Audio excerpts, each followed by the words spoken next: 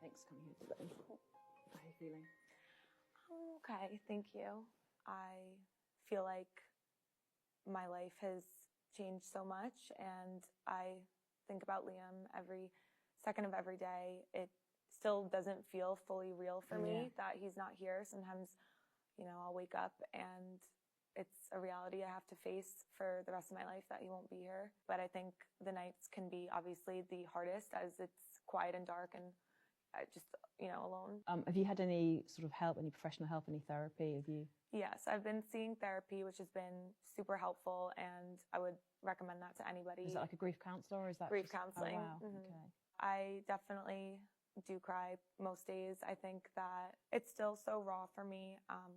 It's been almost 4 months, and it's sometimes it feels like it's been forever ago, but then sometimes it almost feels like it was last week. So yeah, I've been extremely, every day it's a sad day for me. And can I take you back to that day? You'd obviously flown home 4 days prior, back to your home in Florida. Why did you leave Argentina? Originally, we thought we were only going to be in Argentina for about a week, give or take, a little less, a little more. And after 2 weeks, I had a responsibility. We had a responsibility. We had our dog. And obviously, I never would have thought this event would have occurred. I never would have thought that this would have happened. Yeah.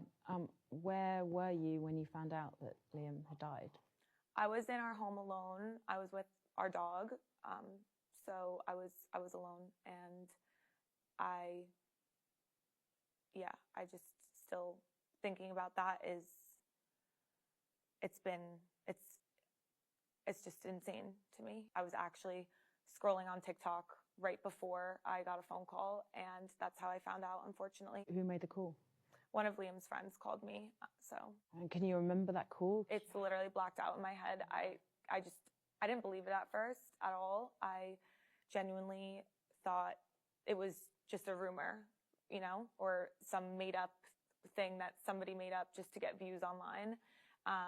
And instantly I just had a bad feeling in my gut. I was like, why would somebody make this up? I just completely blacked out. I felt just numb because I was like, this can't be true. And when I officially found the news to be true, it just, once again, I just fully was numb. I just didn't believe it. Did you do anything like ring him or text him or try and... I did. I tried to call him. I called pretty much everybody. I just, and when you're in that mindset, you just call, it's just insane. Just my mind I just remember pacing around the house. I wasn't able to sleep at all the first night. And in a way, I was almost in a way happy that I didn't sleep, because I was terrified of any dreams I would have. It would be almost like a nightmare, but turned into a reality.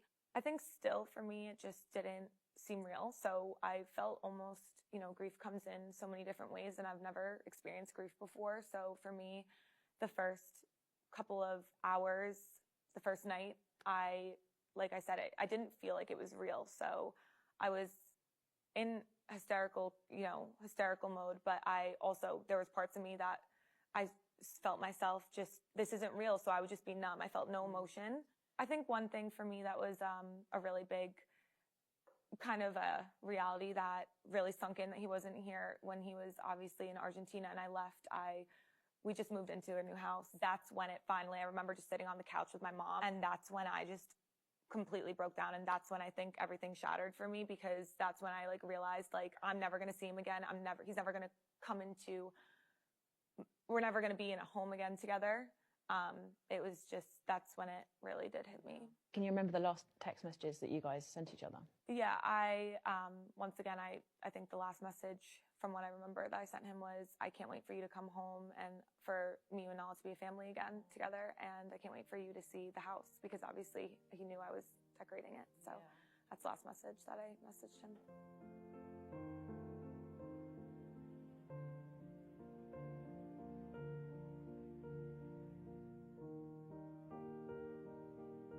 How was his mental health when you were with him, and that last day, did it come out of the blue?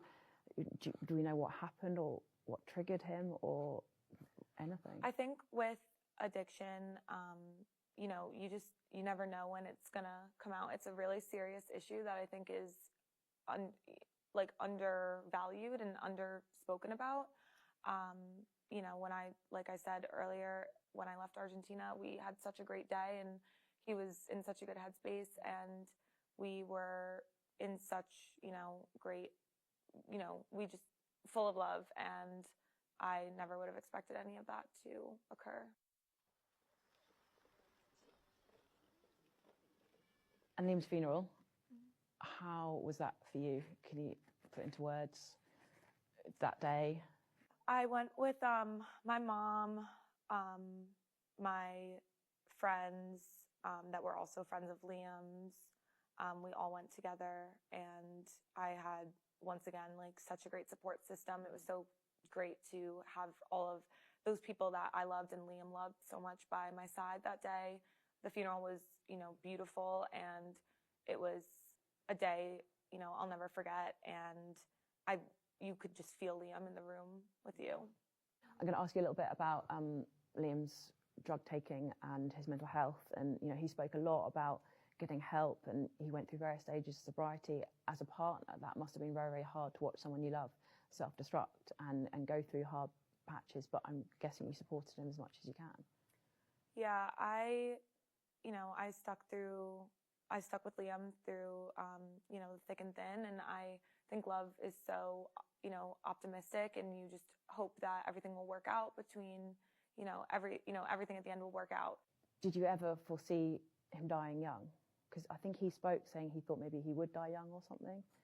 No, I never, you never think that the worst possible thing can happen to, no matter what it is, whether it's a family member getting sick or just a car, like it doesn't matter. You never ever think that's going to happen. And it's just, I never would have thought that it would ever, have turned out the way it did. And I'm still just, wrapping my head around it. If I could see into the future, I would have never, left Argentina. But, unfortunately, we did have our own separate lives. Like, this wasn't the first time we traveled separately together. We would, quite often here and there in the past. So I never would have thought this would have happened.